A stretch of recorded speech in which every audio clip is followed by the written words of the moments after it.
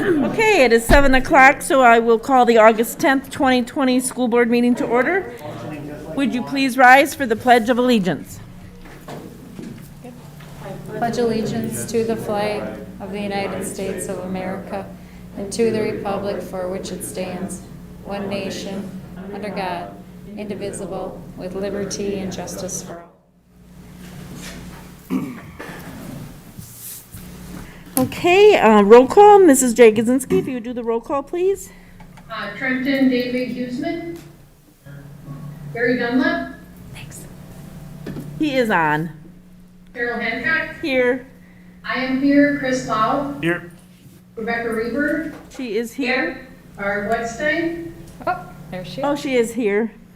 Okay, and Ryan Wolpat. Here. All right, so with 7 of the 7 school board members present, I would declare a quorum. The next item on the agenda would be the approval of a virtual meeting. Because we are changing our policy to allow for this beyond the governor's emergency declaration, we would need tonight to approve this motion in order to be able to hold it in virtually. So I would entertain a motion to authorize the School District of Holmen Board of Education to hold a regular meeting for Monday, August 10th with the virtual participants. Is there a motion? Okay, a motion's been made by Brian and a second by Anita. Any discussion? Seeing none. All those in favor, please signify by saying aye. Opposed, nay. Motion carries. We will not have to do that after tonight's meeting. So, thank you very much. Approval of the agenda, then. I would note that the agenda has been posted, distributed, and sent to local media. With this in mind, are there any changes to the agenda? Chris? I do have a motion. I would like to move topic 8.4, the restart of the plan for the school district, to be in front of the staffing update Okay, provided by Ms. Katz. so we're just swapping 8.3 and 8.4. Correct, yes. Okay. So any other changes? Otherwise, I would entertain a motion to approve the agenda as amended. I so move. Okay, Chris, is there a second? Second. Okay, Brian, a motion's been made and seconded to approve the agenda as amended, moving item 8.3 and 8.4, swapping those out. All those in favor, please signify by saying aye. Aye. Okay. Opposed, nay. Motion carries. And I don't have any cards for public participation, and so then we will move on to reports and discussion. Dr. Mueller. Yes, so this evening, we're going to start with our high school facility project update. And I'd like, Kevin Moline is here this evening, and he has pretty much been our project representative, working for the school district on our high school facility project since the beginning. Just to start, to bring you back, we actually started working on this, well, long before November of 2018, but the referendum passed back in November of 2018. And then the design developments happened from November all the way through to June. And we had our bid in July of last year. And it was a year ago in August that we actually started the construction of the remodel of the addition and remodel, of the high school. And in May of this year, we have started on what we call phase 2, which is other parts of our addition and remodel of the high school. We are coming upon completion of the first phase of that high school addition and remodel, with the remaining parts of that should be coming to conclusion in October. So the plan, it would be nice, is if we could have some type of grand opening around the holiday season, is what we're going to be hopeful for, to really get the community in and get to see what's happened and what the project is done. So that's our timeline and where that's at. And Kevin, if you want to come join me over here.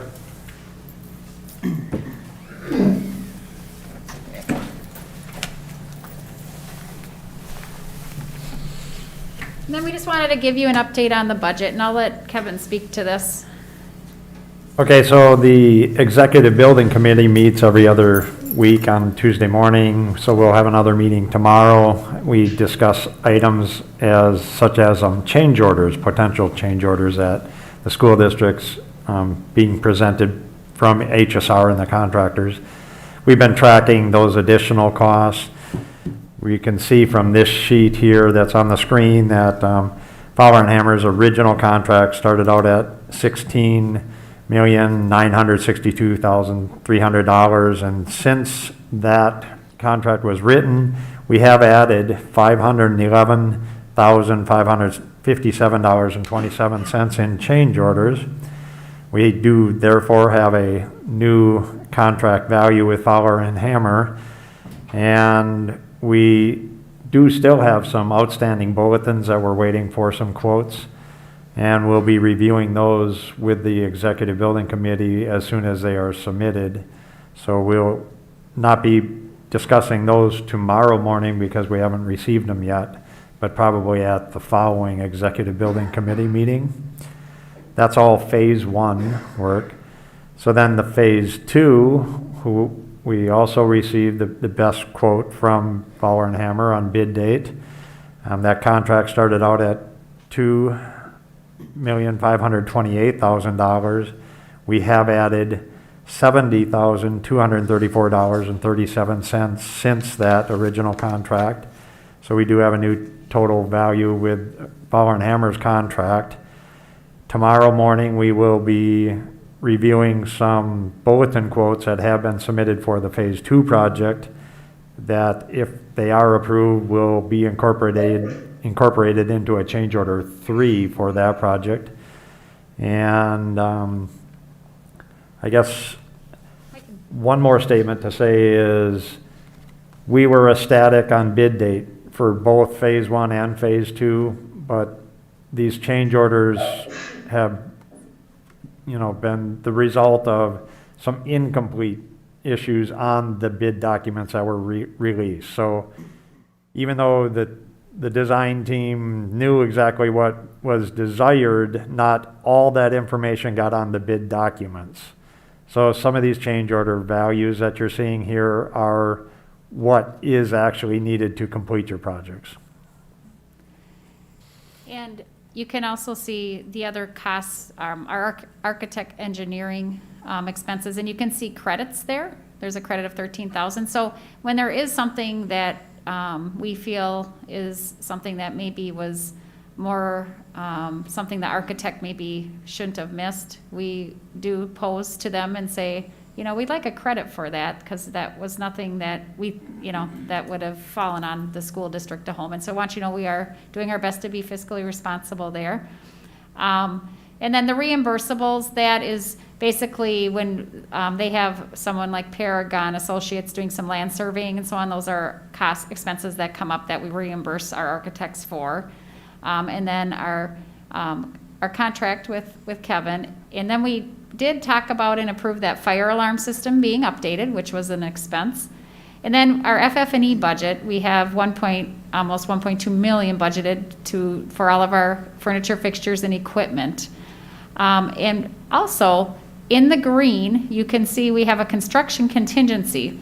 So we do have over $200,000 yet for construction contingencies. In other words, other change orders in that come up for that dollars. We put that actually aside on top of what contingencies we had, knowing how the project was going. So and when we think of it, we're pretty far along in our project. We're almost complete with the largest additional parts, and the remodel has a couple months yet to go. So we're feeling pretty confident about that contingency. And if you look, we have a balanced budget of $23.5 million with all those change orders and with the contingency built in. So I'm feeling pretty confident that will stay within budget, and the project is going pretty well. I agree. Any questions? And we do have some pictures. This is just a reminder of all the different areas that we were talking today about. We go back to the list of needs we had for the high school and how we were hoping to meet some of the needs. And I just feel that we've been able to meet pretty much almost every single need and some additional needs on top of that with the $23.5 million. We've been very fortunate. And so this is just briefly showing you the multi-purpose gym D gymnastics area, how that's coming along. And actually, even today, it looks much different. We'll leave the surprise for when people come to see it in person. And this is the fitness center area. You can see it's almost triple in size. The Fine Arts Center, you can see the stage is, I want to say, 3 times the size of the stage. 33% larger. How much? 33. 33% larger. There we go. With an additional, few hundred seats, 300-400 seats.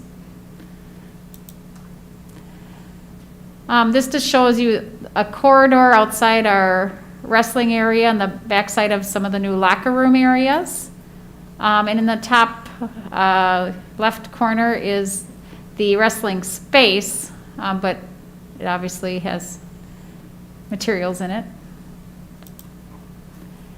And we don't want to forget, we do have in the top left, we have an extensive expansion of our CTE area, and the types of courses and offerings they're going to be able to do in our high school are unbelievable.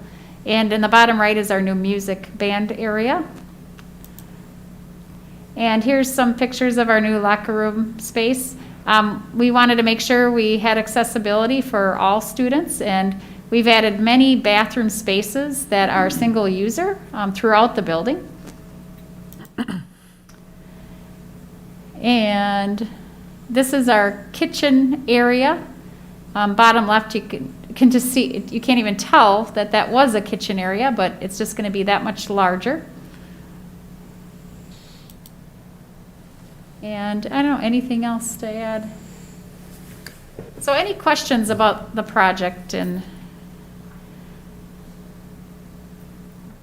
Oop, let me get the people back up. I'm so sorry. Any questions? May I just make a comment? Yes. It was so amazing to see that I was able to go on the tour today, and I'm just really excited for students and staff and community members all to see all that has been done with that money. It is a beautiful addition that will benefit so many. Thank you, Barb. Okay, thank you. All right. Thanks. So then we will move on to 8.2 Employee Handbook Language. And it is on tonight's consent agenda.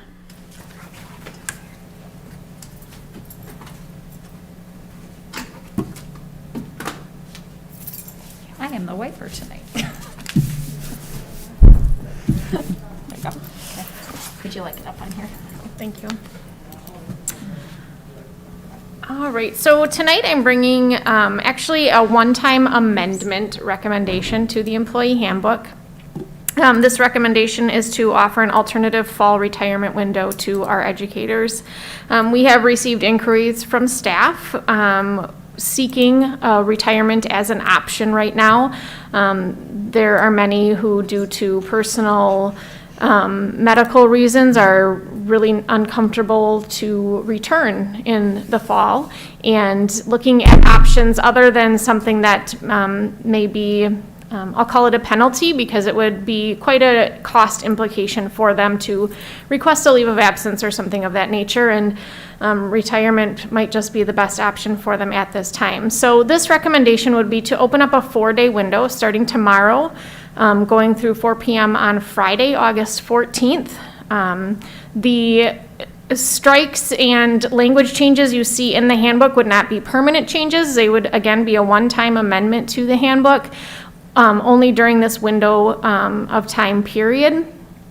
There are removing some hardship things, just some language that would not apply during this time of year. Let's see what else is in there. We would also waive liquidated damages to those educators who may retire at this time. So by breaching their contract, they would not be subject to requiring to pay those liquidated damages for their retirement during this late period of time. The window is short and being brought on the consent agenda tonight as well, due to the timely nature of needing to get these in processed and jobs posted and new people hired to replace those educators. So out of respect for those who are not comfortable to return but still eligible to retire, and they were unsure in the spring yet when the deadline passed that this was upon us, offering them this opportunity. Are there any questions? It appears there are no questions, so, Thank you. okay, thank you so much.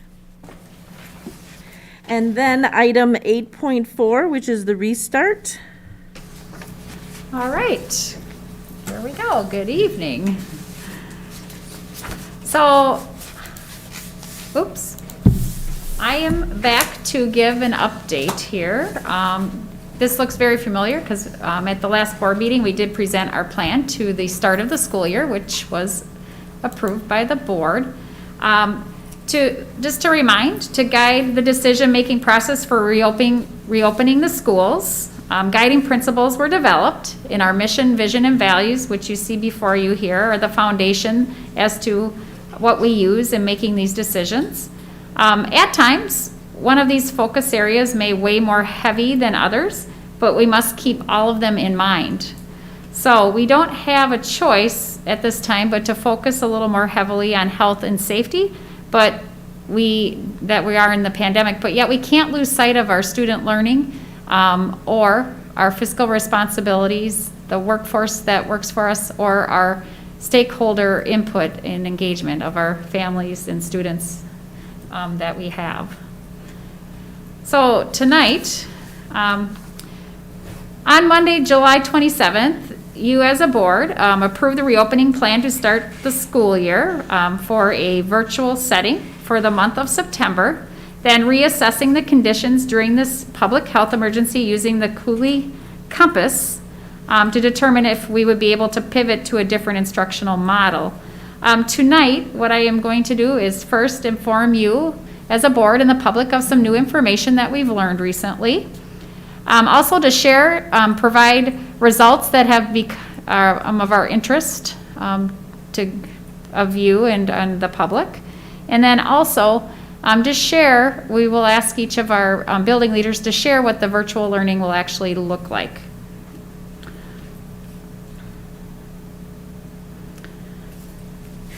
So, on the right side is a post that was on the La Crosse County Health Department this past week. And then on the left is actually a slide that was shared with you last week on July 27th. So I shared with you that how we created plans in collaboration with the health department and other area districts in the La Crosse County using the compass to guide our decisions. Well, we learned this past week the compass is now retired. We still understand the compass was a data-driven tool and the data was relevant, but with the Cooley COVID Compass no longer being used by the La Crosse County Health Department, we have learned that they are joining in partnership with Mayo Clinic Health Systems and Gunderson Health Systems to develop a more effective process for our community. So a press conference was held on Friday, just this last Friday, August 7th, with Jem Rombalski. She's the La Crosse County Health Department Director.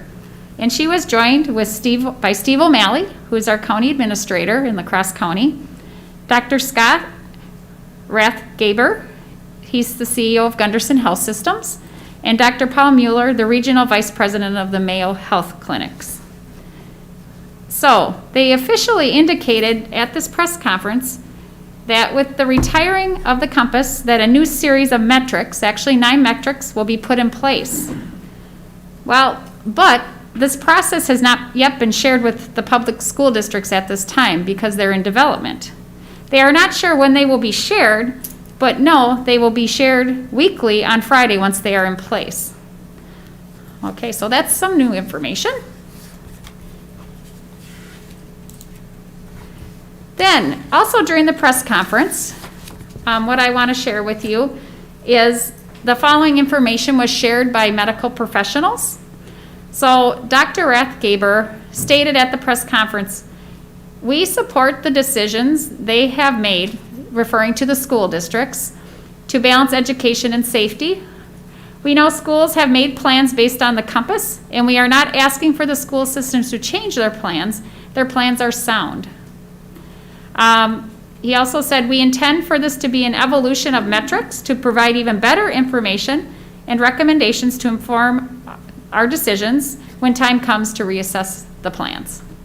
So that was one, piece of information that was very important. Then Dr. Mueller of the Mayo Health Systems stated, "Starting virtually might be a really good plan for whatever school district's involved. It also gives them a benefit of seeing what other schools who are actually opening face-to-face do in this environment."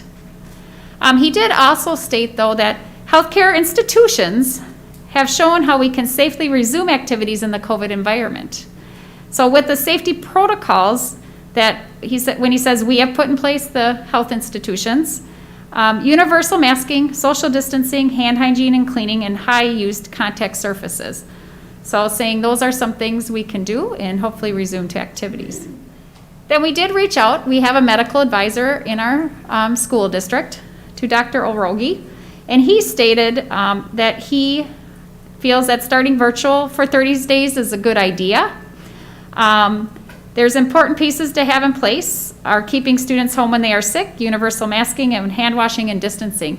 And he had also talked to the infectious disease department at the Mayo Clinic, and they also agreed that our plan was very sound and that it would be a good idea to give this 30 days time to kind of wait and see and really work on getting good safety protocols in place and, training for staff and in having that virtual model for the students to really learn and knowing that there could be times where a student will have to be quarantined in home and have to virtually learn during this next year. They made it very clear that when there isn't one model that you're going to be in for a whole year, because it is a pandemic and you never know what's going to happen. So basically they made it clear that the pandemic hasn't changed in that, and we're still in the situation. Okay. So some data that was shared from our families, want to share that with you. So a survey was sent to all families to gauge their interest in a virtual option for the school year. Just wondering, okay, we have a pandemic, what families and how many of them would like to just have a totally, fully virtual option for their time. And when we put that out just to gauge interest as to determining if we should even go forth with something like this, we had 64 families say, yes, we'd enroll today. We had 206 unsure at the time, and 902 said that they would go to school, but also with the possibility of intermittent closures or pivoting between models. So as of today, we actually currently have 293 students enrolled in our CRVA.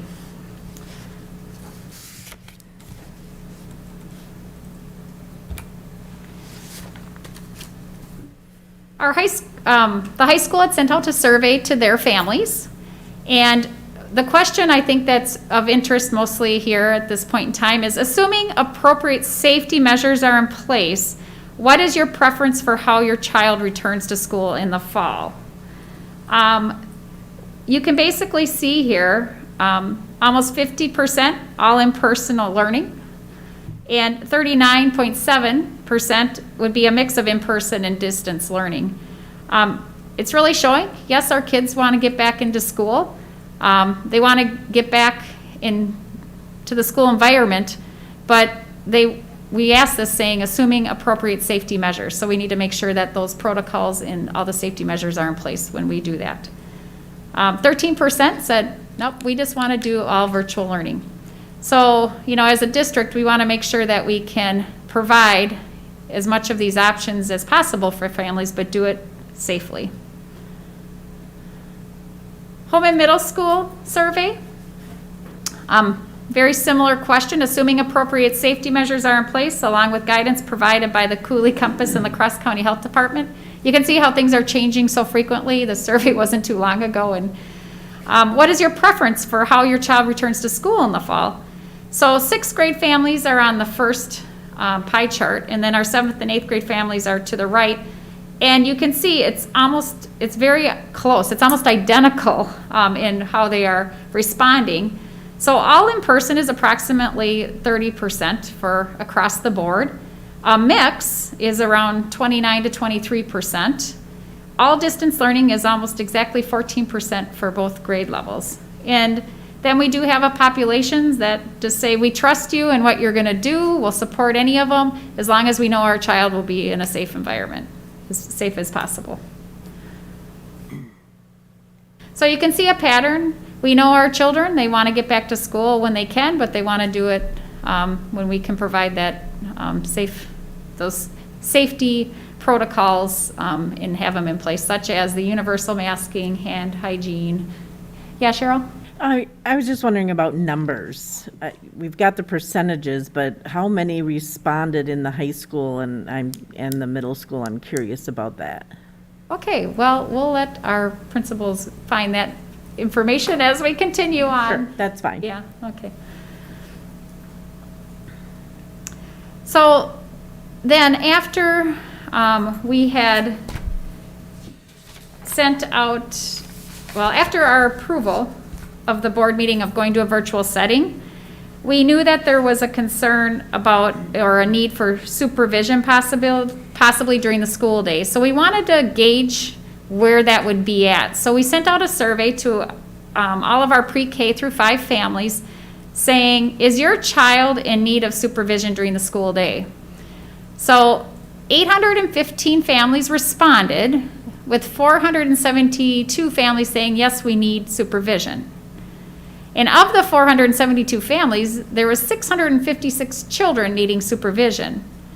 And of that, 344 said we need it for 5 days a week. So with this data, we recognized, okay, this is definitely a gap. This is definitely something that we're going to need to work with our partners to find a solution to this. So we've been working very closely with the YMCA and BGC to working closely with them so that they can help in providing this supervision during the school day, which is, in the past it was before and after school or just after school. So some might ask, why not allow students just to return in person to school?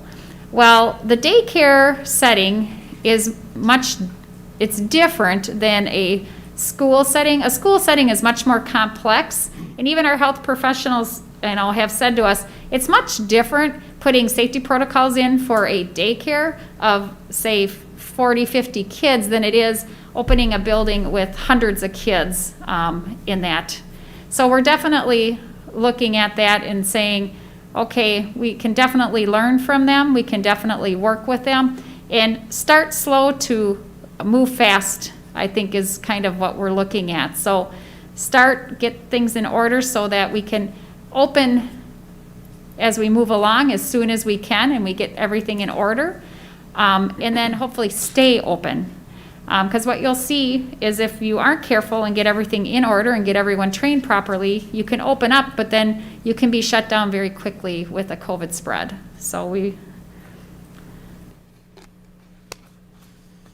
Okay. So now what I'm going to do is ask for each of our building leaders to share a little bit of what the virtual learning will look like in that. And so, Mr. Sackett, would you like to start with the high school in that? Oops. Good evening, everyone. To answer Cheryl's question earlier about how many families took the high school survey, we had 796 responses, and there were a total of 1,971, families. Sometimes that's, split families and things like that, sent out. So right around 40% response. If you take a look at the schedule that we have here for our distance learning plan. You can see our contracted day, first of all, for our staff is 7:30 to 3:30. Sometimes we flex that a little bit depending on staff. In years previous, some would start at 7:15 or 7 o'clock, because our normal school day in the past has been 7:40 to 2:45. So we felt like we needed to have something consistent for all of our staff and for students and families. And then you can see as we go along here, the periods are kind of broken down. So our first block is a 60-minute block. And then our skinnies are about 28 minutes because we have some skinnies throughout the day. So that would be what our 1A, 1B would be, and a little bit of time there to allow students to transition. Now that time is synchronous time or real-time learning. So maybe to put this into perspective of people that quite aren't familiar what synchronous means, that means like a lecture in class, like a teacher would presenting material. And it might not always be a lecture, but somehow presenting new material to our students. And so that's what that time allows for. That doesn't mean there isn't maybe some practice time within that time period, but that's a really good time to present new material and for students start to ask questions if they feel like there's gaps in their learning. And then you can see there's a break time in there for students just to get away from the screen for a little bit, go to the bathroom, get a drink of water, and then you can see that kind of continues through second period, third period, and fourth period. Set up very similar to like our block schedule and skinny schedule at the high school. Then for our staff, there's a lunch. They have a part of their contract, 30-minute uninterrupted lunchtime. And then we have some office hours. Some things we learned from the spring is while our staff is amazing and did a great job transitioning, given the circumstances, we did learn some things, and we had staff working 12, 13, 14-hour days with students emailing, at 9 o'clock at night, 10 o'clock at night, 11 o'clock at night, and staff feeling very obligated to respond.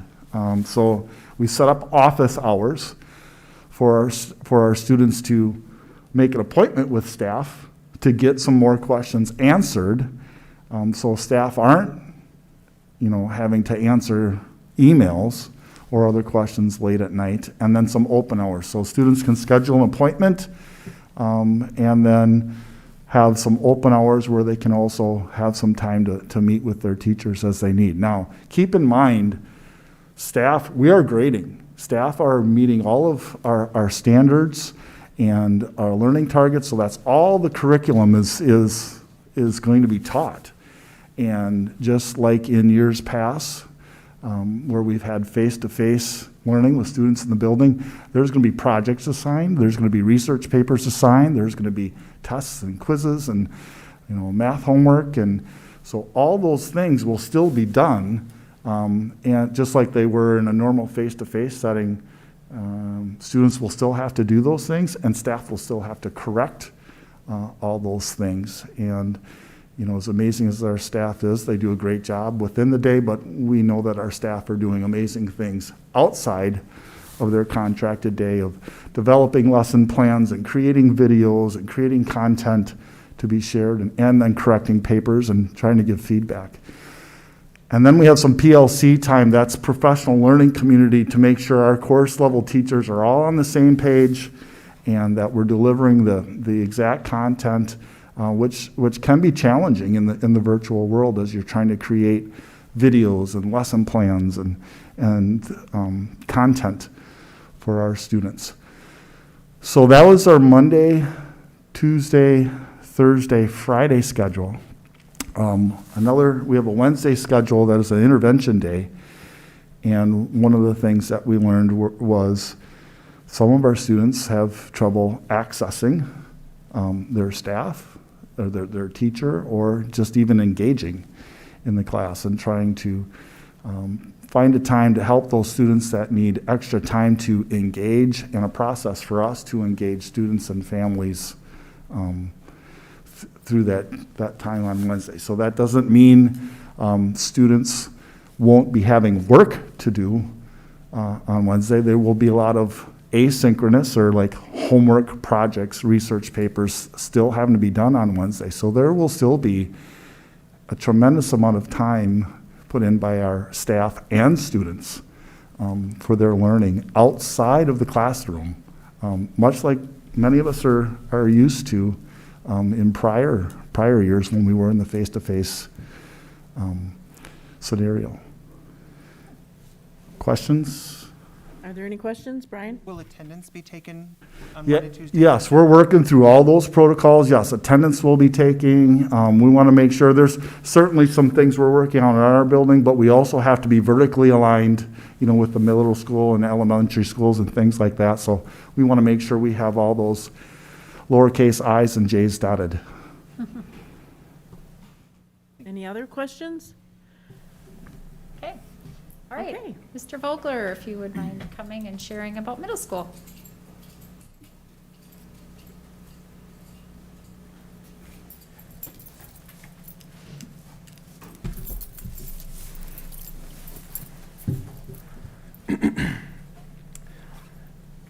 Just 1 second here. I want to pull up that data to answer Cheryl's question from earlier. So just one moment here. Thank you.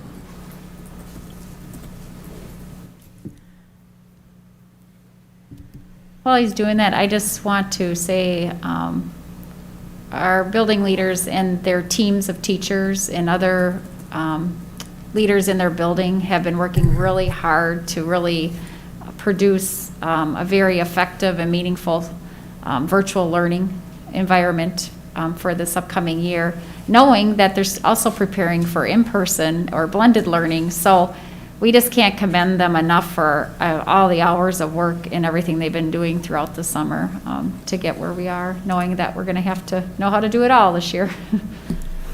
So, well, good evening, everyone. Thank you for the opportunity to present this tonight. With our survey that we sent to our 6th grade families, I believe we had 189 responses. So to the all in-person learning, that was 61 families. The mix of in-person and distance was 44 families. All distance learning was 28 families. And all options supported was 56 families. With our 7th and 8th grade survey for all in-person there were 435 total responses. All in-person was 166 families. A mix of in-person and distance was 128 families. All distance learning was 63 families, and all options supported was 78 families. Thank you.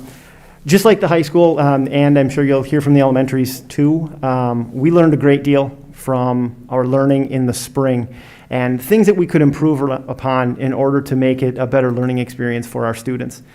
So as we were considering this schedule, we really took a look at some of that feedback. Just like the high school was saying, some of that feedback was that our families were looking for a more consistent schedule of learning for our students. They were also looking for some type of face-to-face learning through a virtual conferencing platform in order for students to be able to see their teachers, see their classmates, and have some of that direct instruction. We also heard that it was difficult for many of our middle school students to navigate their entire schedule every day in a virtual environment. Just trying to navigate every single class was a lot for them. It's a lot for them when they're in person.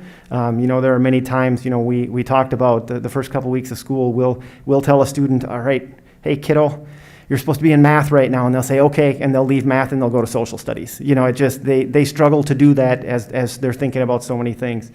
And then the last thing that we learned was just that students needed some time for small groups or a specific time that teachers had time that they could check in with them so that they could know this is when we can ask questions. So the schedule that we developed, you can see right there, we developed a schedule that goes on Mondays and Thursdays for cores 1, 3, and Encore 1, and Tuesdays and Fridays for core 2, 4, and Encore 2. So as you can see, every day in that schedule, we have an advisory, just a time for us to check in with students, see how they're doing, build some of those relationships with them. That's also an opportunity if we're noticing some trends in attendance for teachers to take that and for us in the office to take a look at that quickly and possibly send out some reminder emails or phone calls. Then we go into our days, and you can see the days, they really match going all the way across. Just like the high school, we will have within those periods some synchronous and asynchronous learning.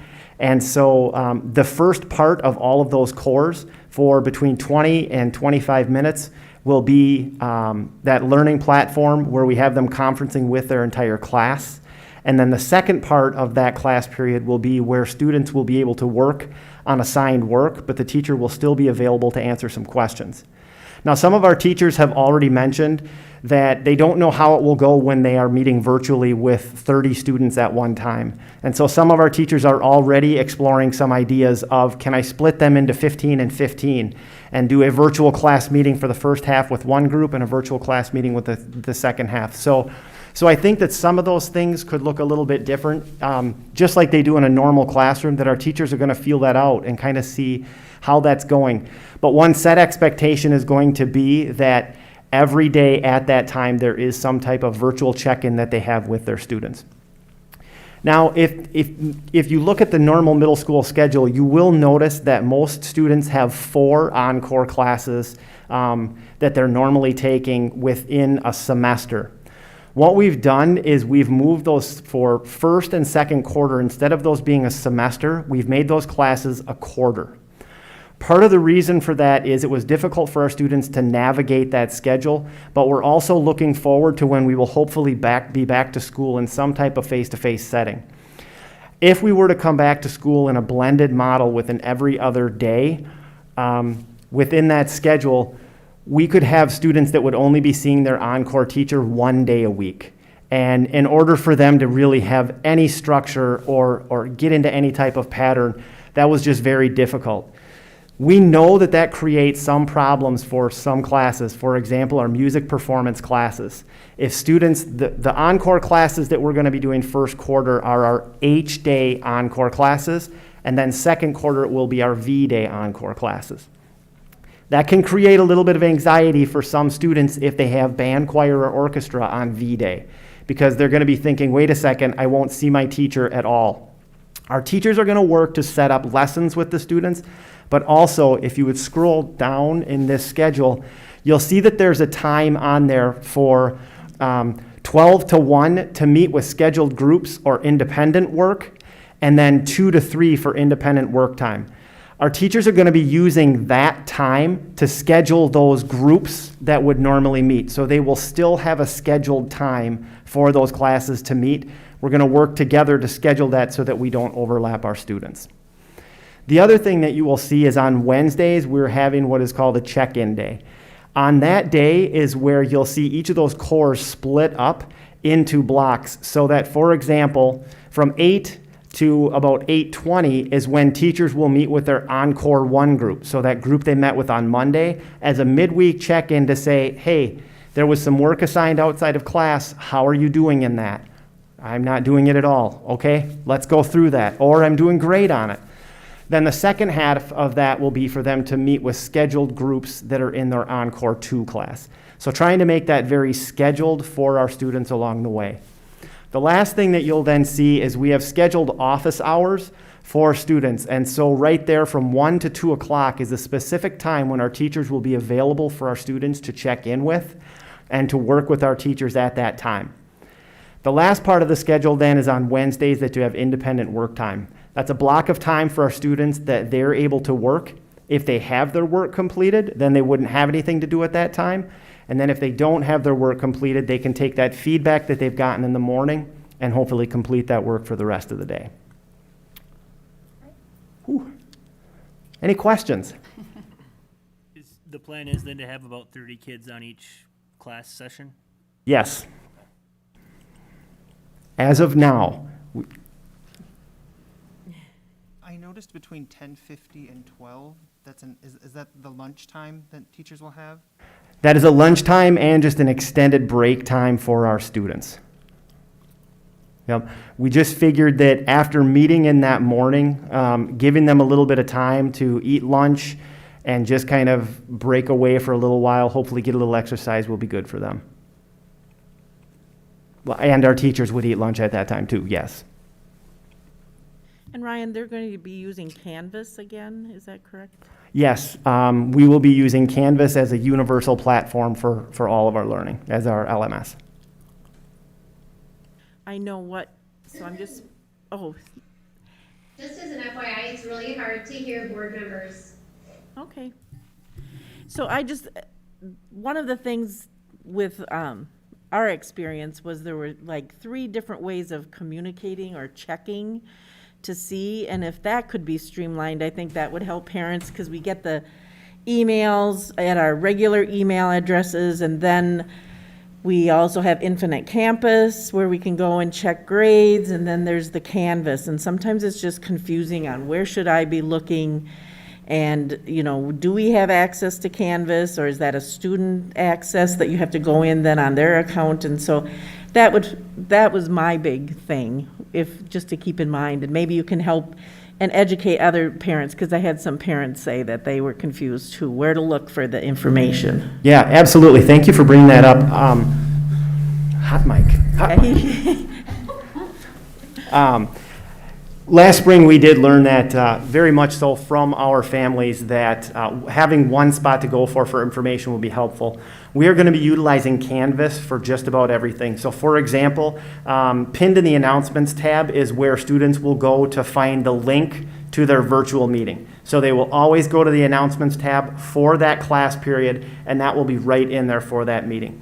We're also looking at using Canvas Inbox, which is an in-house or an in-Canvas type of messaging system to send messages to students. Finally, let's see, there was one. Within Canvas, we are going to be having students utilize Canvas for their learning. Parents will be able to check Infinite Campus for their grades and for missing work. I think one other thing that caused some confusion is being responsive to our students last spring. We went to a no-pass format. We are going to be using traditional grading as well as taking attendance for our students this fall. And so parents will be able to go into Infinite Campus and see when assignments are late and when they haven't been turned in and how students have done on them. So hopefully by utilizing Canvas as the universal platform, they won't be worrying about going back and forth between their email and Canvas. Now, with that being said, we are going to start the year out with a couple of initial emails to students' email and to families' email, because we might have, for example, incoming 6th grade students aren't necessarily going to know how to get into Infinite Campus. So at the beginning of the year, there will be some communication about that, but we'll be doing that with families as well. And I think the schedule is important, because I overheard a couple 7th graders talking about how, they got up later in the morning and then they were able to catch up by the end of the day, but the importance of they're going to need to be, because Lucy and I had that conversation, that she's going to need to be in class online during the school day. So, and that's a little bit different, I think. Yeah, just like the high school, we tried to model very closely to what our day would be as well, so that when we do hopefully transition back to school, that it will be a very, very similar schedule. Thank you. Any other questions? All right, thank you so much, Ryan. Yeah, thank you. Thank you. Okay, Ms. Faver, she'll come and represent our elementary crew.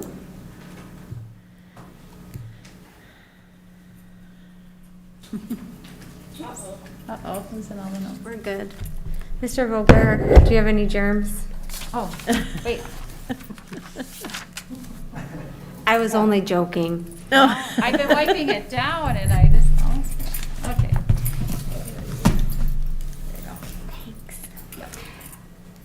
Okay, so I will apologize that I don't have a beautiful PDF to share with you, somewhat intentionally. Our schedule is much more simplistic in outline version at the elementary level, leaving classroom teachers lots of room for their own craft and structure of what that specific schedule looks like. So by sharing something up here at a board meeting, I fear that there are going to be more questions than answers given, but I will speak to our schedule for you with some explanation.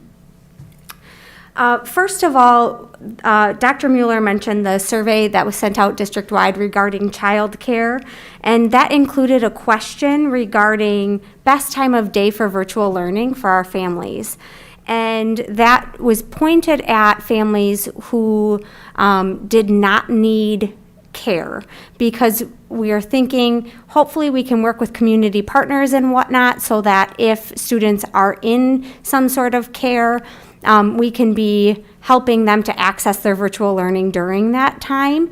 If not, we do have plans on how to address that. However, if students are at home with families, many of us were hearing things like, well, I can flex my work day, but I kind of need to know if I'm going to be done with the virtual learning side of it by noon, for example. So taking the survey data and then the input from we had 5 focus groups with teachers. Taking the input from them and that survey data, we came up with a schedule. The schedule for elementary is on Mondays, Wednesdays, and Fridays. We will have 2 blocks of instruction, so very similar to the middle school's idea. And then on Tuesdays and Thursdays, we would have 2 other blocks. So a typical day would look like 8:15 logging in for what is called synchronous learning, that face-to-face learning with the teacher. And that would be a half hour of social emotional touching base, morning meeting, how are we doing, community building. We have said that the social emotional side of the start of this school year is going to be our first priority. Following that, we have our first instructional block, and teachers will be able to choose if this is math, reading, writing, or science, social studies, and then health will be embedded as well. Then the block is an hour long, and then there's a 15-minute break. This is a break for teachers, a break for students, get up, move, get what you need, etc. Then there's another hour-long block. So again, 2 blocks a day where teachers will determine what the content area is so that they can integrate their content as best as possible.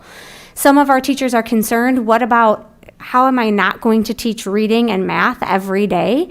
And it's not about not teaching them every day. It's about how can we integrate it into the other content areas and or use our small group time throughout the day to meet students' needs, have guided reading groups, guided math groups, etc.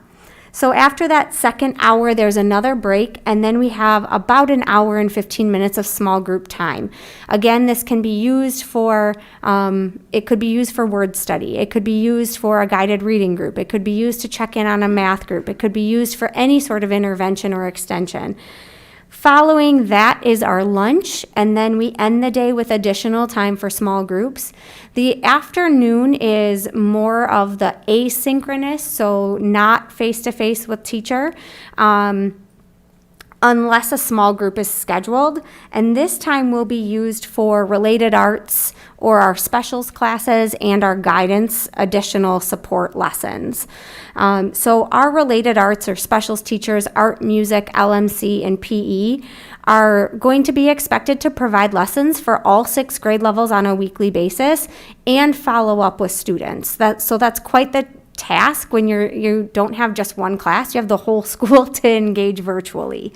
So what they'll be doing is posting a lesson per grade level each week, and then also having a follow-up available for students. So they're going to want to be checking in so that we know our students are still being creative and being physically active and meeting some of those standards that we know are so important developmentally. Finally, our related arts teachers and classroom teachers, all teachers will be having collaboration time. So the afternoon, 1:30 to 3:45, is a combination of their collaboration time, small group time, and time for them to connect with families as needed, respond to emails, etc.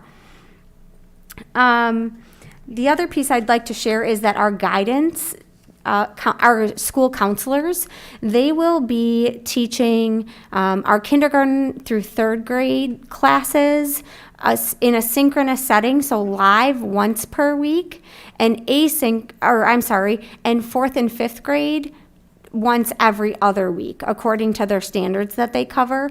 Again, we want to make sure that we're providing the social emotional support for our students, and our guidance counselors are able to check in a live situation with students to see and kind of feel how they're doing and progressing.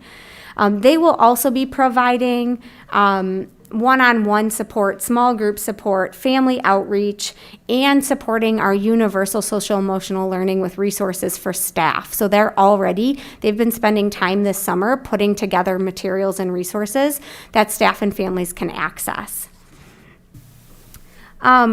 With that,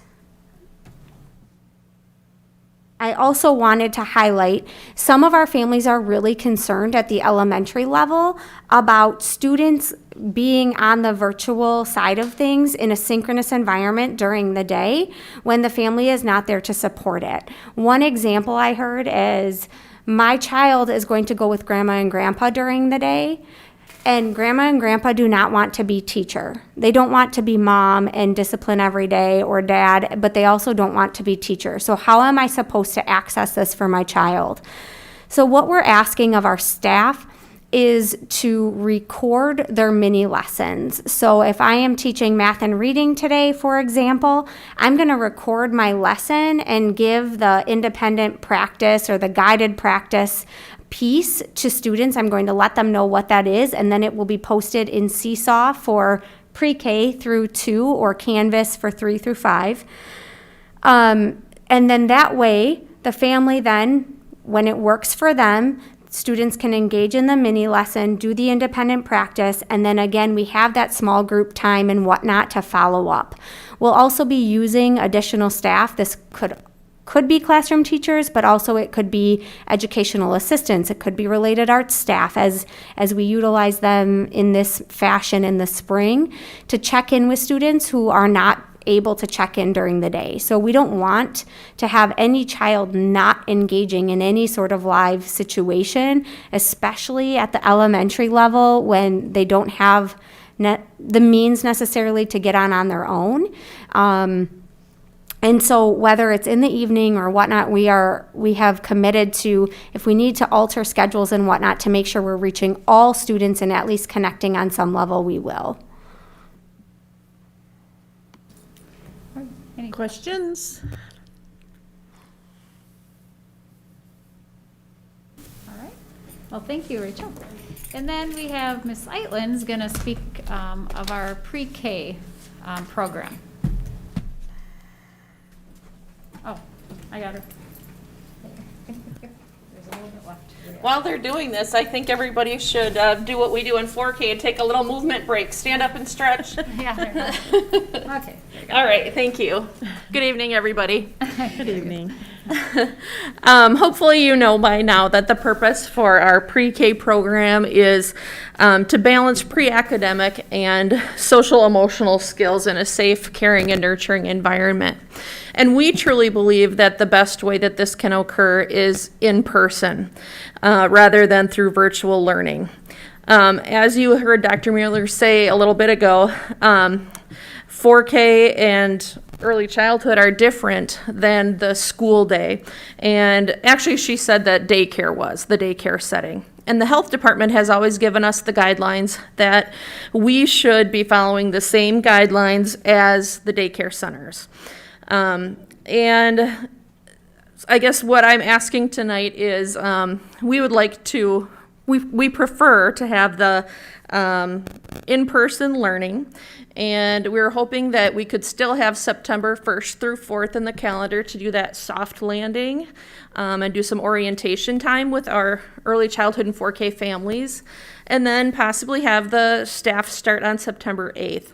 That would allow the staff to come in, set up their classrooms, do some planning, and also get the training that they need and set up for all the safety protocols that we do have in place for early childhood and 4K. Currently, the YMCA does have their summer care program in the schools.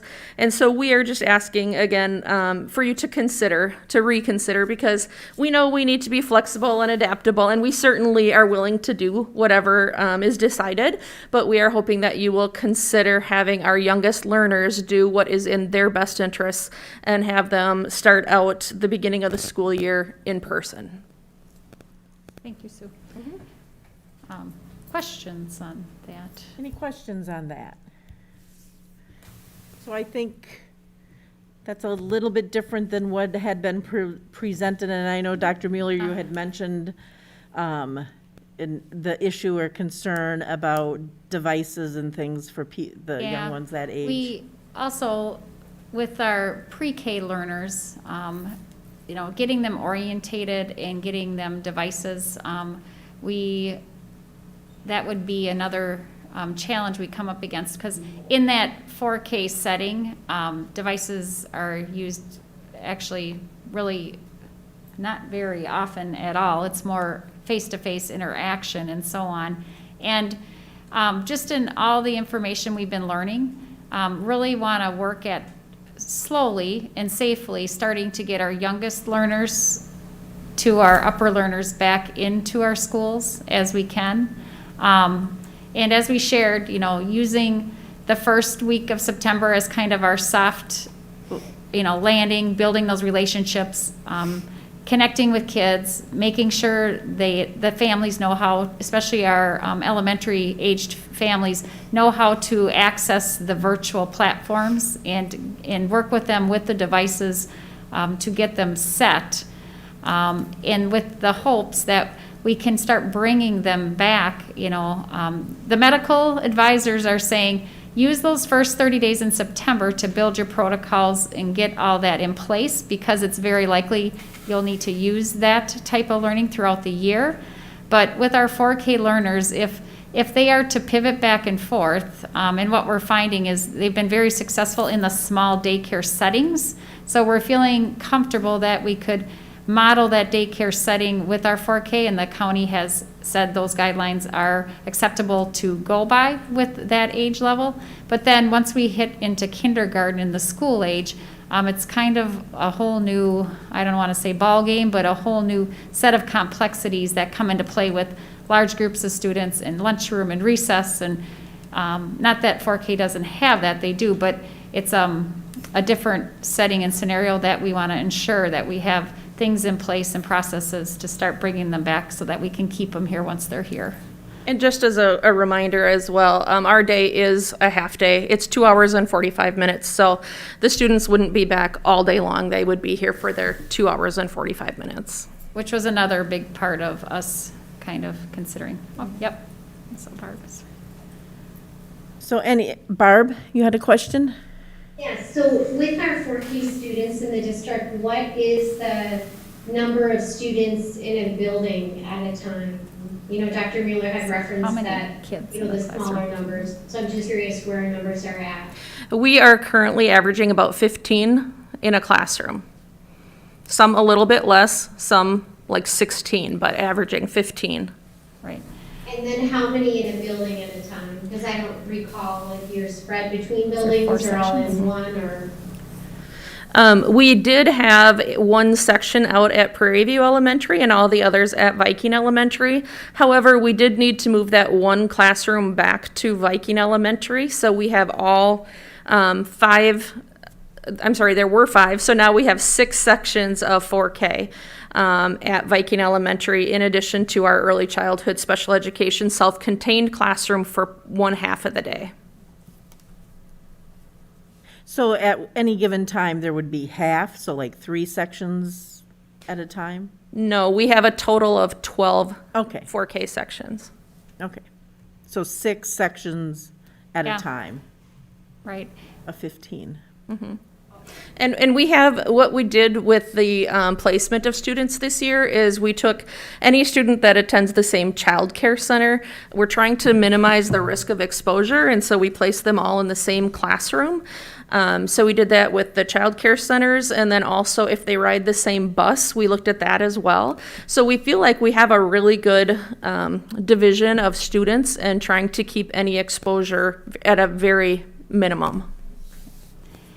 So we feel like this would be a good way to start and really start getting things in place, because when you start looking at kindergarten, we're talking hundreds of kids, more kids at a time in first grade. And so just a good starting point to start phasing in-person learning. Other questions? So I think the issue before us is that we had approved the all virtual process, but this would be an adjustment, a change from that. And Dr. Mueller had wondered if the board, if we had a consensus to allow them to continue to pursue this, or would you like to have a special meeting? We'd probably have to meet again later this week. If there's not a consensus to allow them to continue to plan down this road, we'd have to, to approve it, we would have to, or formally approve it, we'd have to have another meeting in order to do that. But we could have a consensus to allow them to continue, and I'm seeing thumbs.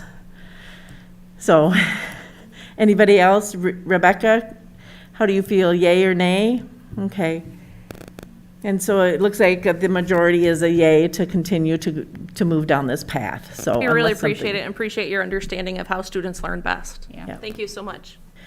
Now, can I ask some questions about, not necessarily for you, Sue? Okay. But, and maybe you were going to continue, Dr. Mueller. Yeah.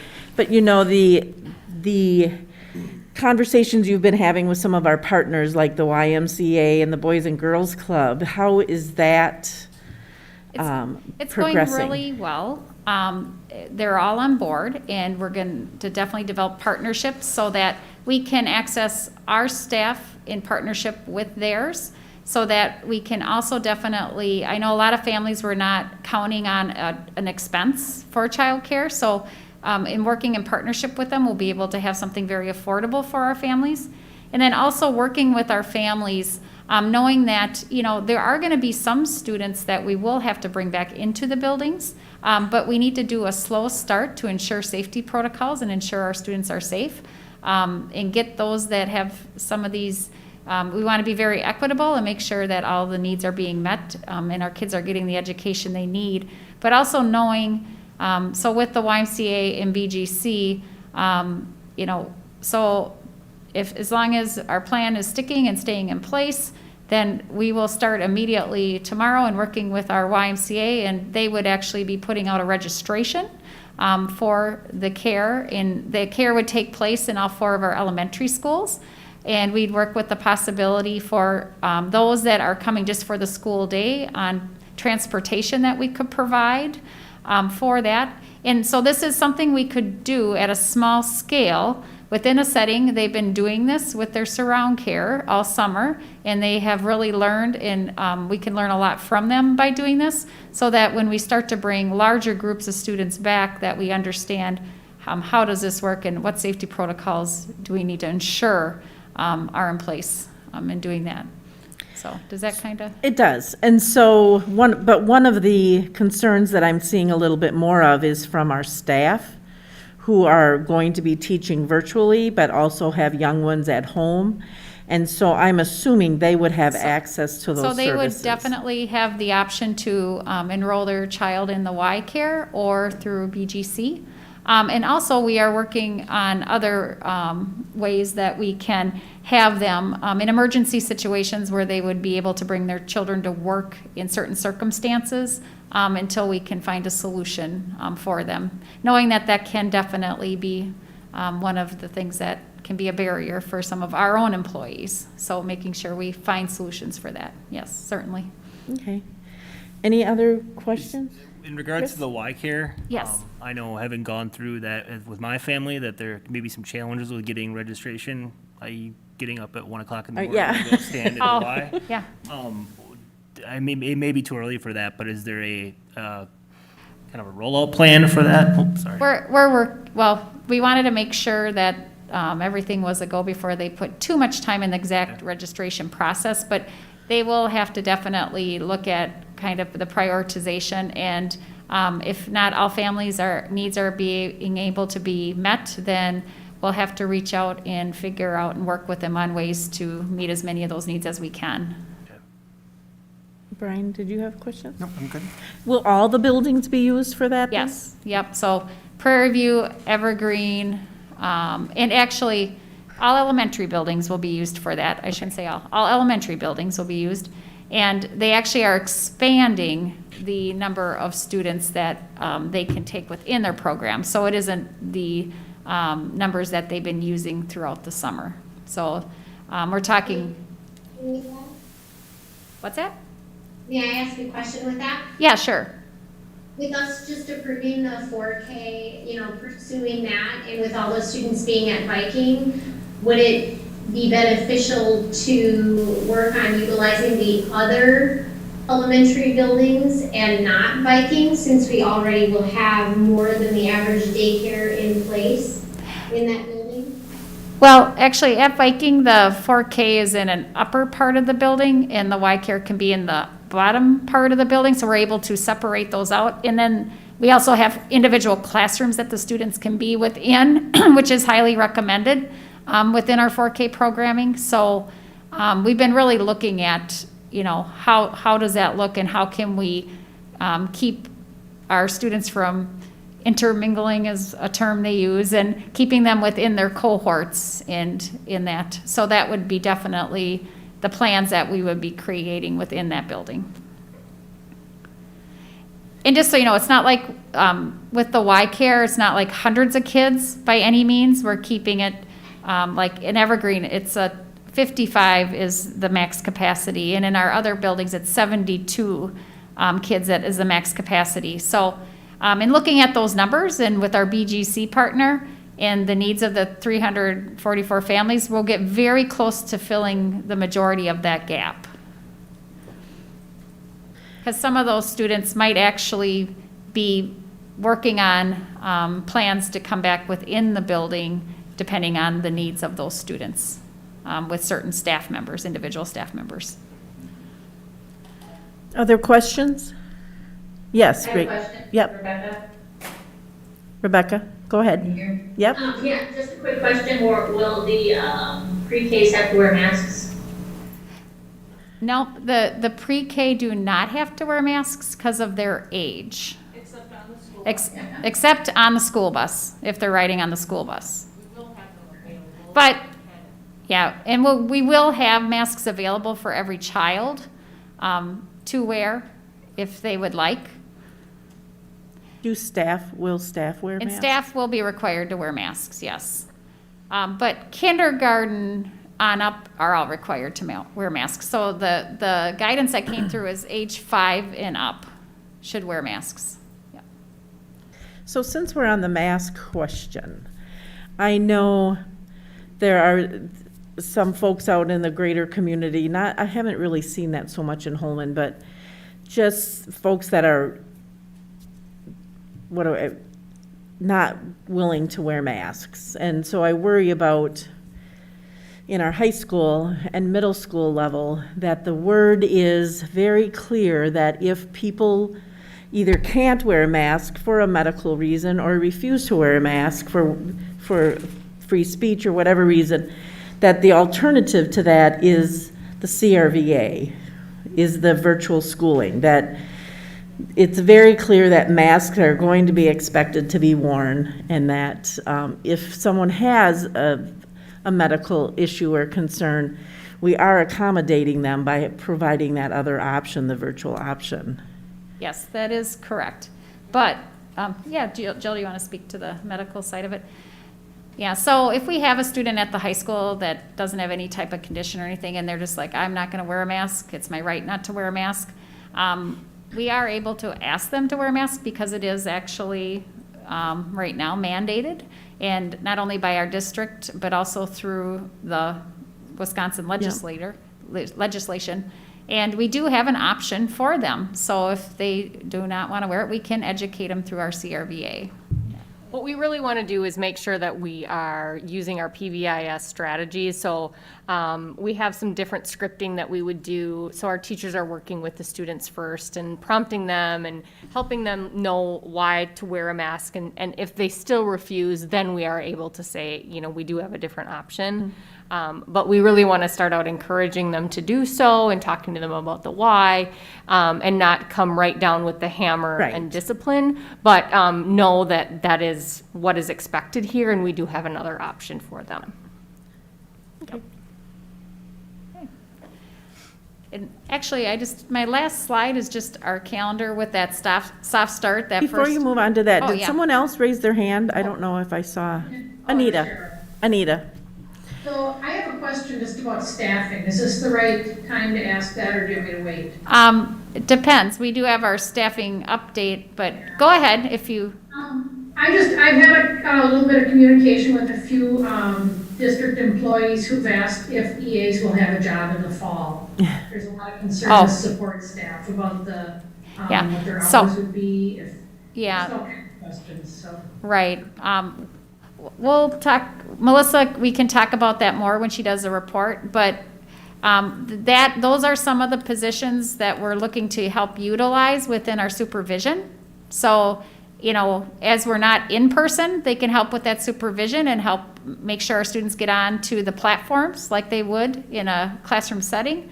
And then when we move to in person, they would shift back because we definitely will need them to help out when we're in the in-person learning with the smaller sizes and grouping sizes. So we actually will probably need them more now than ever, is what we're looking at this point in time. Now, every single, I mean, that's in a generality in that we'd have to look down at every single job EA position, but if that answers. Does that help, Anita? Yep. Any other questions before we move on to the calendar? Okay. Well, basically, just kind of reiterating that we'll start school September 1st with a soft start, which means building those relationships, orientating with the platforms and so on, with the actual Labor Days on September 7th. So the real instructional start on September 8th, and that would be the day that we would look to bring the pre-K onto site. And then that gives us, and really it's only, when you look at that, 3 weeks, and September's over, and really working hard to get safety protocols and other procedures in place. So if our conditions in La Crosse County stay how they are, or depending on this new community process and what that's telling us, that we can be prepared to start bringing students back into our buildings in that, and starting, you know, for sure with our youngers, and looking at what kind of models are possible at our middle and high school, and doing that safely. With the target date of October 12th, implementing that. As time goes on and we learn more, we might say we'd like to start it sooner and bring that to you as a board. But I think at this point, our target date is, if we can take a look and see what's happening and learn from others in the month of September, and we'll feel very confident as to what we do starting in that October month would be appropriate. So just wanted to share that. So I know that we stress in Holmen that co-curricular activities are co-curricular, they're not extra, they're kind of, the classroom looks a little different. And I know, Dr. Mueller, you had talked about previously that even if we're in the red or in the orange, those coaches are working with their individual students. And can you just share a little bit about how and when those decisions might be made? Yeah, so actually later this week, at the state level, they're meeting to make more decisions about our high school athletic programs, and around, depending on what type of learning is happening, what are you able to meet with co-curricular wise? So we're waiting for an update on that, and want to make sure we bring to you as a board at our next board meeting. August 17th is when the start is for some of our low contact sports, such as like cross country or golf, which they health experts said, okay, if we had a compass, we'd be in the orange, which we allow from the board approval for them to meet, but in small groups, and they have their protocols in place right now for safety of that. So we would allow that and that to happen until we learn more. And I know they're still determining in our MVC conference, are we going to keep fall sports during the fall season? So there's a lot of decisions yet to be made. And as we know, during this pandemic, everything is changing day by day.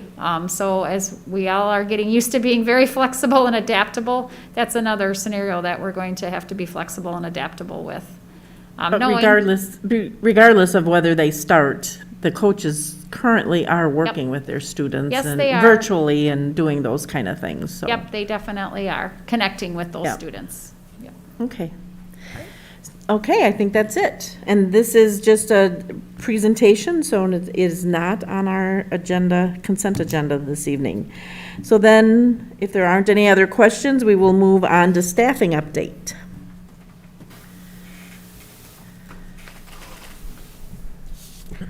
Hello again.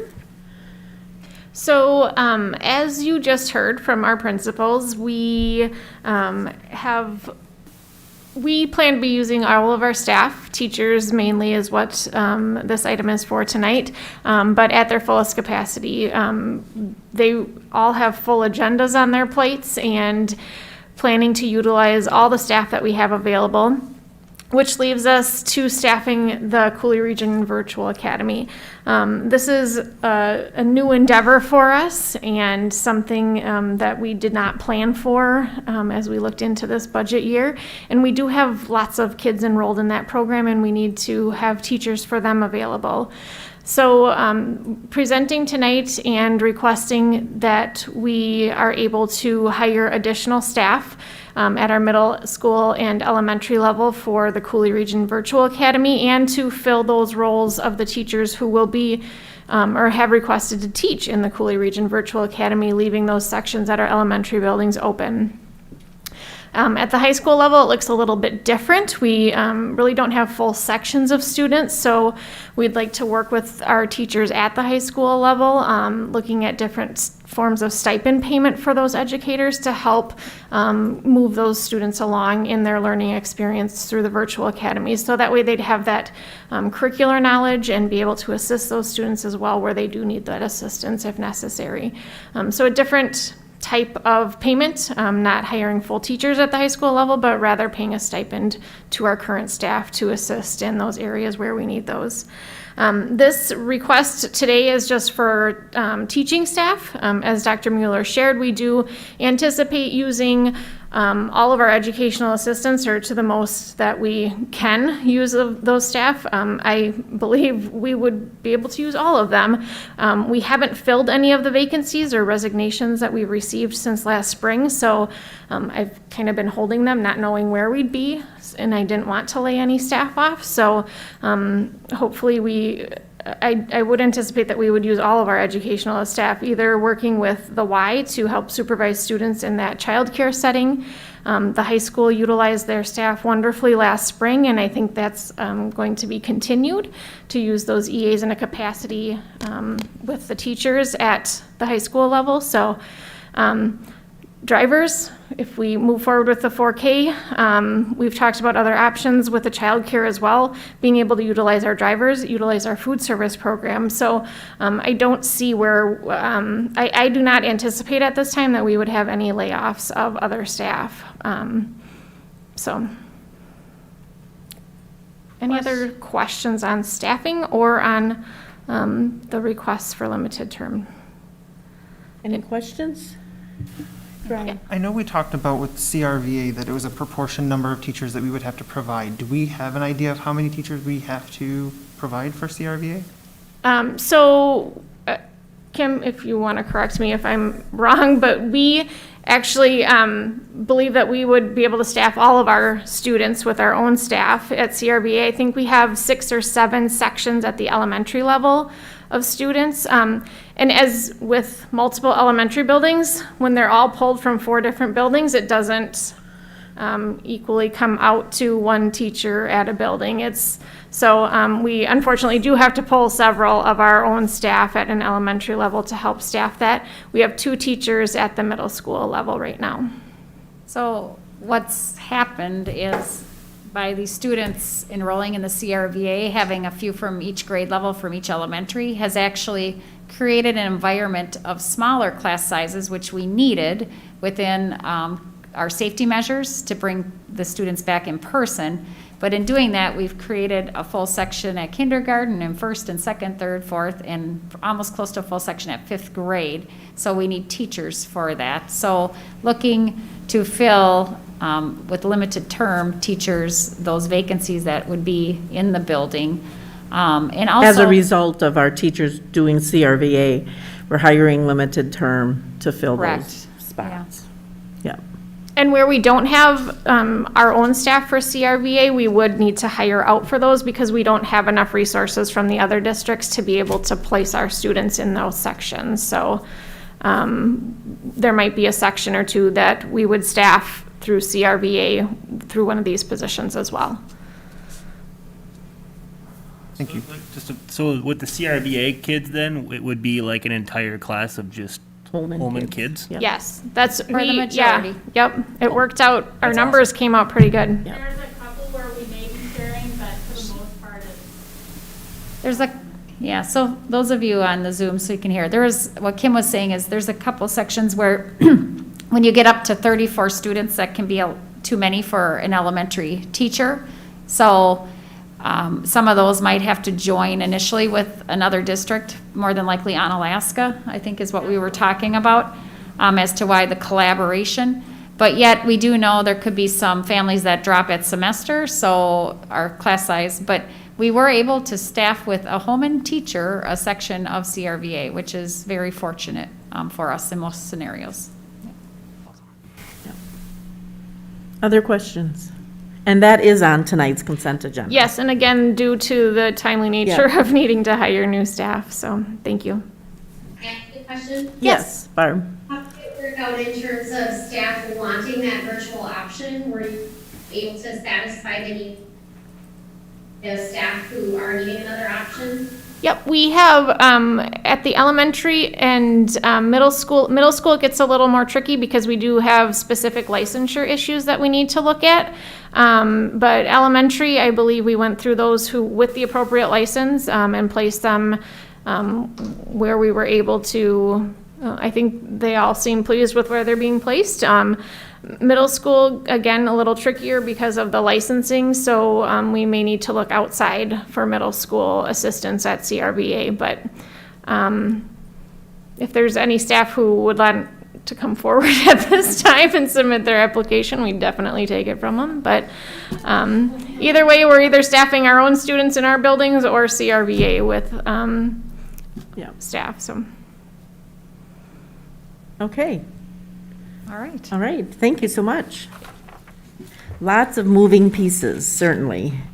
So then, item 8.5, the Q4 budget revisions. And it is on tonight's consent agenda. No. No? Okay. Okay. All right, we'll put them there. Do you need something? Can I touch that? Here, I got him. All right.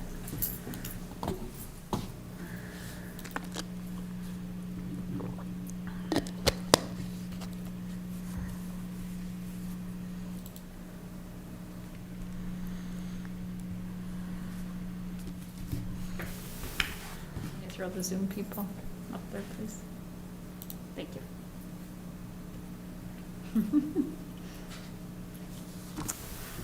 Good evening. Good evening, Julie. So this is a revised issue paper for the Q4 2019-20, the final quarter budget revisions for last fiscal year. And you've seen something similar a month ago that included information on transferring funds to Fund 46, the Long-Term Capital Improvement Projects Fund.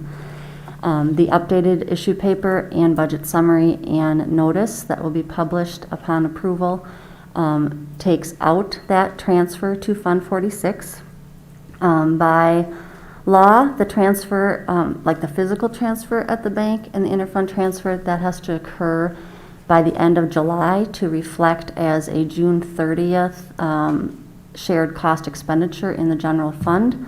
And so it has been removed entirely for 1920, and we will revisit that with our proposed and original budgets the end of this month and then in October, so that we can talk about that further at that time. In addition to removing the Fund 46 interfund transfer from Fund 10 to Fund 46, I've also updated some of the interest earnings revenue in both Fund 10 and the construction fund, Fund 42. So that is different than what you saw a month ago. We did have interest earnings exceed revenue expenditures for 1920 for the first 3 quarters, which was great. And then, of course, we closed and the economy sort of did too. So interest fell pretty rapidly in the 4th quarter, but overall we exceeded revenue. I would like to remind the board that the budget revisions is budget and it's not actual. It does not include estimated underspend for school closure due to COVID-19. You will see in the second paragraph of the issue paper that the revised budget already includes a surplus, meaning revenue exceeds expenditures, of $1 million. The original budget last October estimated about a $780,000 surplus. Just over a week ago, we had our auditor on site, new auditor this year. They did their field work the last week of July, and although we don't have the results of that yet, we always have to wait for WRS to report to really wrap that up later in the fall. The preliminary numbers, I anticipate that we have underspent, because I know everyone's kind of wondering what did we save through closure, over $500,000. So you can anticipate additional fund balance growth due to underspend of over $500,000 in the general fund and additional revenue that was underestimated. We get revenue from all sorts of sources, and the state aid and the federal are pretty confident numbers. Local numbers outside of the tax revenue can vary every year. And so I estimate an additional $200,000 once the audit is all said and done. So we're looking at $700,000 to $800,000. And I'm telling you that tonight because I want to give you some confidence in adding limited term staff to support our staff and students, to support those that are moving over to the CRVA transition. We're in a good place. And so we have some of these resources to help support those additional expenditures. As you know, the dollars that we got from the CARES Act, $209,000, I think it's almost already spent on a combination of safety, sanitation, and additional device orders to support the virtual learning environment. We did not get any of the additional $46 million from Governor Evers. We did not qualify for those dollars. And we also do not know if there will be a budget repair bill that will impact state aid or per pupil categorical aid in the second year of the biennium, which we just started. So those are definitely some unknowns as far as state revenue sources, but as in regards to this budget, 1920 and 4th quarter budget revisions, we are sitting quite comfortable. I estimate about a 34% fund balance with the underspends from COVID-19.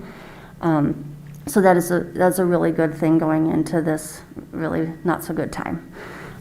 So I want to give you some comfort there, and hopefully we don't get reduced in our aid from the state in 2021. So what was provided is an updated issue paper, an updated the 5-page budget summary in DPI format, and then also the this notice, which you've seen the last couple of times, gives the original budget approved last October on the final amended budget based on tonight's 4th quarter revisions. And it's only showing you change items. Everything else is not included in this summary format that gets published in the La Crosse Tribune. So on the far right column includes the change from the original that we've talked about through the different quarterly changes and tonight. Are there any questions on this revised fourth quarter budget revision, which, like Cheryl said, is on consent tonight? Any questions? Any questions virtually? No? Okay, thank you so very much. Thank you. Okay, then the next item, 8.6, is agreement for physical therapist. Jill Mason. I think she has the next two items. I do.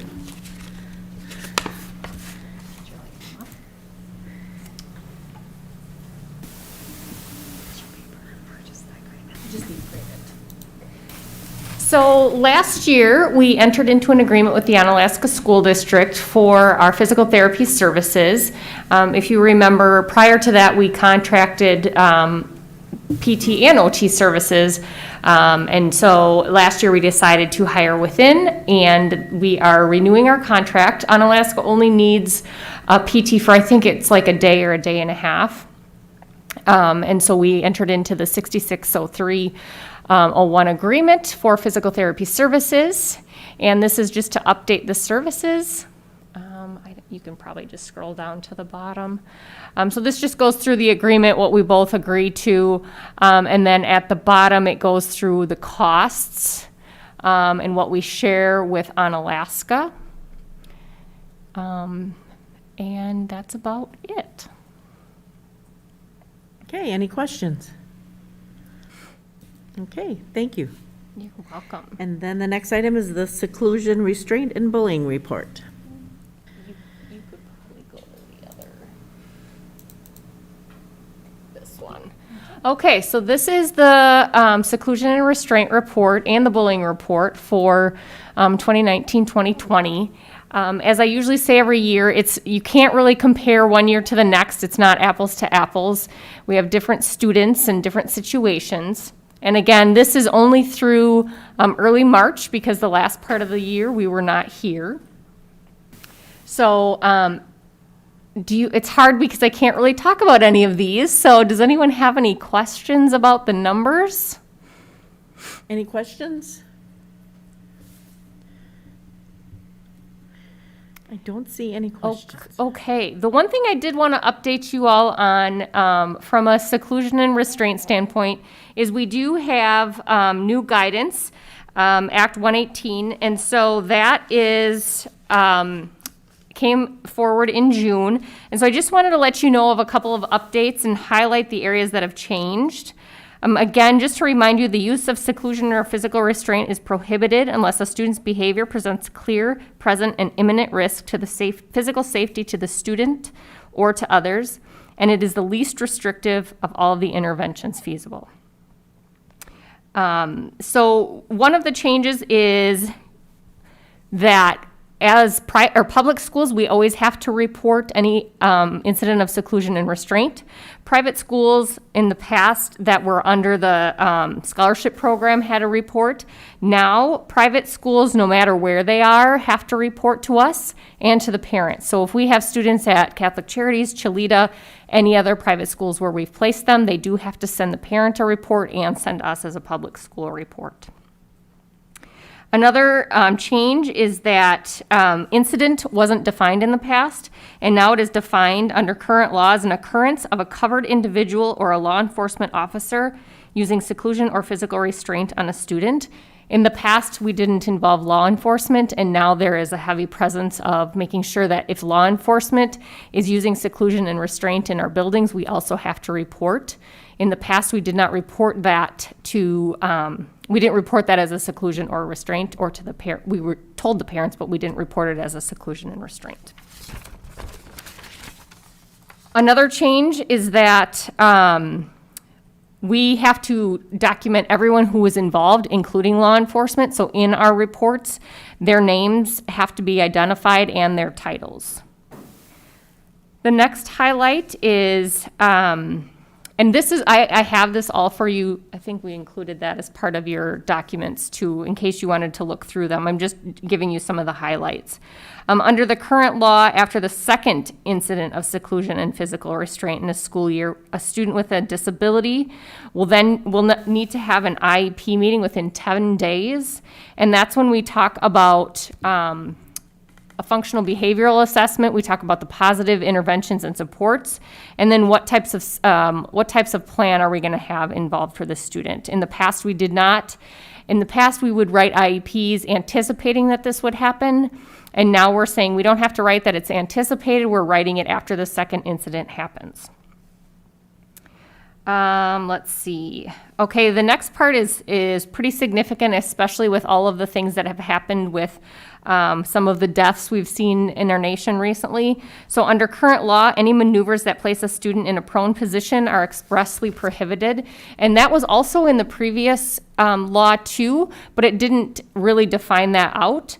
So we have to make sure that anytime we're using different types of holds, we have to watch that we're protecting the student's head. We have to watch that we're not creating chest compression, that we're not placing pressure or weight on the student's neck, throat, or artery. Watch the back of the head and have to make sure we're not obstructing any circulation or breathing.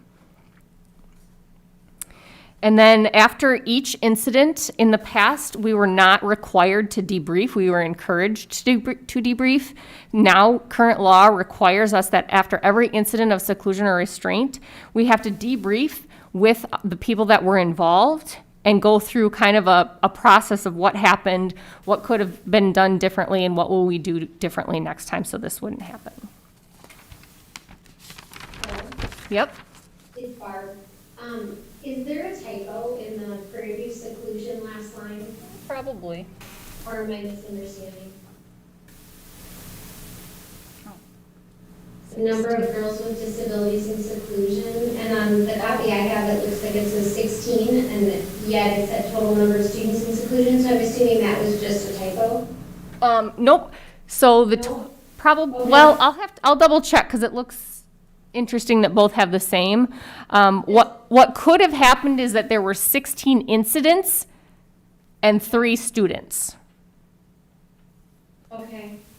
Because that bottom line is what threw me. Got it. I will double check and I will bring back a revised one next time. Thank you for thank you for pointing that out, Barb. I appreciate it. Yeah, you're welcome. Okay, so then the notifications, we've always had to notify parents. Now we are required to notify them via writing. Sometimes we were able to just give a phone call. Now we have to notify via writing.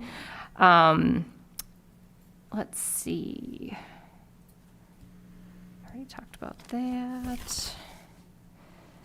We can send it via mail, or we can email it, or send it home in the child's folder.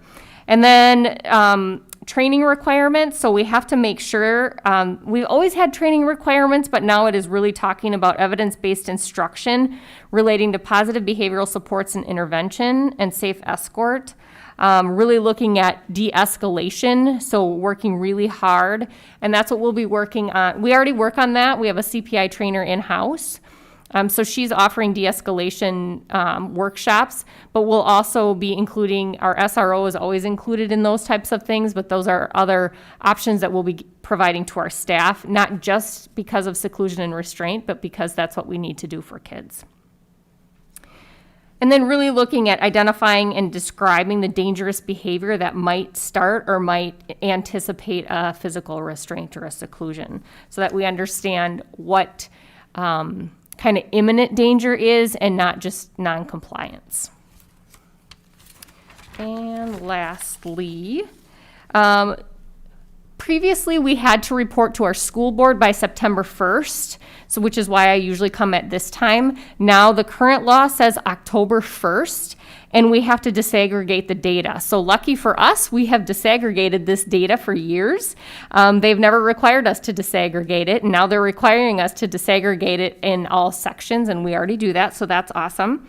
And then we have never had to report to DPI seclusion and restraint. Now we're required by December 1st to report to DPI the number of seclusion and restraints we've had the previous year. All right, any questions on all of that? Questions? Any virtual questions? I Thank don't you. see any. So this will come back for Yep. approval or acceptance. Yep, and I'll at the get a, next I'll get a meeting. revised one for you too. Okay, thank you. So we have 7 items on the consent agenda item this evening. Are there any you'd like to have pulled to be considered separately? Seeing none, I would entertain a motion to approve the consent agenda items as published. So moved. Is there a second? I'll second. Okay, we've got a motion and a second to approve the consent agenda items as presented. All those in favor, please signify by saying aye. Aye. Opposed, nay. Motion carries. Then we have board member reports and discussion. I'll call on board members and ask that you share any comments or committee reports that you have. We'll start with Trenton.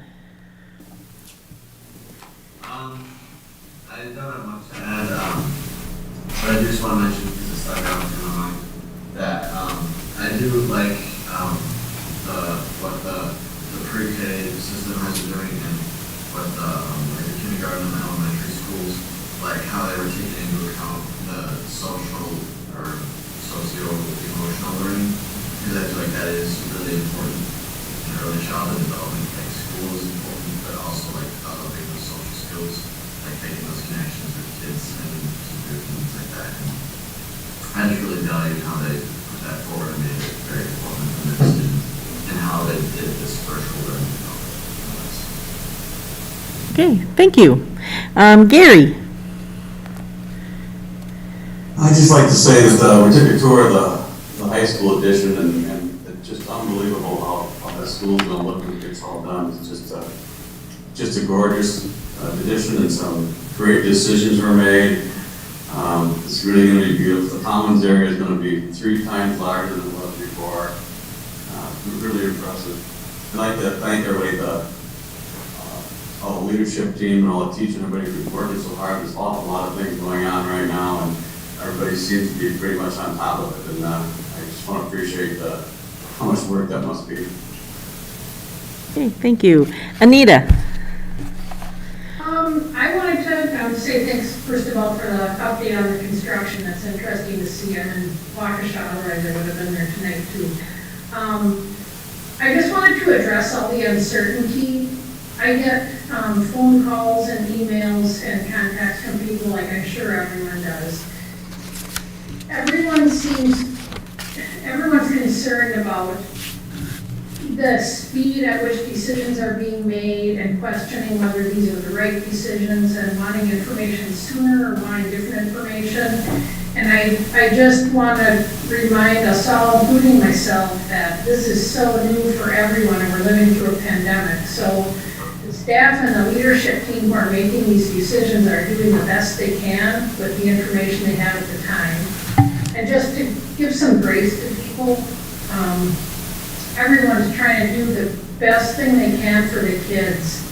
When I gave the thumbs down to the 4K thing tonight, just because I think that, and I know we'll support it and I'll support it too, but those kids can carry viruses just like older kids can. And teachers of those kids can carry viruses just like teachers of older kids can. I just don't think there's an age cutoff at which it's safe or not safe during a pandemic for kids and teachers to be together. That's just my opinion. I'm just erring on the side of safety, but I really appreciate all the thought that went into it. And it really is coming from the right place. It's coming from their gut and what they think is best. So that's all we can all do. Stay safe and healthy. Thank you. Chris. I just want to thank Mr. Sackett and Mr. Malin tonight for the tour. It's the new school is going to be pretty impressive, and I can't wait for the community to see it. They're going to be pretty proud of the new facility we have over there. It was really neat. Okay, thank you. Rebecca? I don't have anything. Thank you. Barb? Yeah, just again echoing how well these referendum dollars were used and are being used. Just very impressive. It will benefit so many students.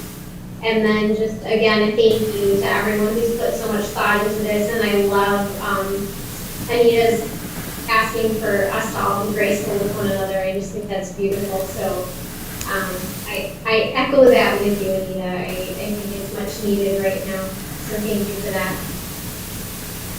Thank you. Brian? I'd like to take a moment just to thank the district staff, the administration, and especially all the teachers who are putting in so much extra time right now during this time of uncertainty, preparing for the upcoming school year. Thank you. And yes, I just have a couple things. I would mention that, as Anita said so eloquently about the uncertainty, people are doing the best that they can and trying to keep students, young people in the forefront, and of course our team, the Holmen team. And we are all doing our best. And I think hopefully after tonight, we'll be able to respond to some of the families that have concerns about childcare and those sorts of things. So again, unprecedented, and we are just doing the best we can. And when we have a guideline that we're following and all of a sudden it changes, and this is, I think, in the second or third change that we've seen, and so it's very difficult to do any planning and long-term planning when the target keeps moving. So thank you all for doing that. And our staff, I know, are out there preparing and considering how they might be delivering curriculum to the young people virtually and then coming back. So in addition to the leadership team, I think all of our staff are working very hard. I would also mention the memorial committee that formed as a result of the wall. We're getting to that part where we're developing policy. And I just want to read something to you so you understand, especially the board, the direction we're going, because if you feel we're going in a wrong direction, then we need to know that. But this is our draft of our philosophical statement, and it's: the School District of Holmen recognizes that the loss of a school community member is deeply felt by students, staff, and families. The district will support students, staff, and families impacted by a death, connecting them with appropriate school and community resources. Memorials serve as an important function in the grieving and healing process. They recognize and honor the deceased, the survivors, and the community members who supported them. The School District of Holmen recognizes the far-reaching impact of a student's death may have on other students, families, and staff in the community, and believe school memorials should be simple, meaningful, and life-affirming, and should not serve as the main venue for memorializing an individual. And so that's kind of the philosophical statement, and I think, Stacy, if you could share that with the board, because we are going to be, I should have asked you to do that before, but we are talking based on that statement. All of the other activities and things will be coming from that as kind of the foundation of where we're going. And so it took us some time. Tom Thibodeau has been helping guide us coming to that, and people are still meeting every Wednesday night. We meet every Wednesday night, and we still are seeing a good number of people continuing to be engaged. We hope to have something by the end of the month for consideration for the board, and then action after that will happen. We won't be at a position to do anything specifically by then, but at least some kind of policy for the board to consider and approve. So I just wanted to share that with you. Just know that I think it's very nicely written and shares the feeling we have, but it's come from a whole lot of other school districts and some of their policies, and we've just kind of utilized what they've put together. And it's a first draft, so we'll keep you posted. But again, I want to say thank you to the community, because as we talk about the Boys and Girls Club and the community center and the building, which is a community building, the high school is a community building going to be used by the community. It just, as Tom often says, it just is something is unique about Holmen and different, and we should be very proud of that we have that community focus in everything that we do. So just wanted to share that with you.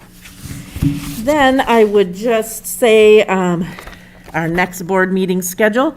August 24th is our next board meeting.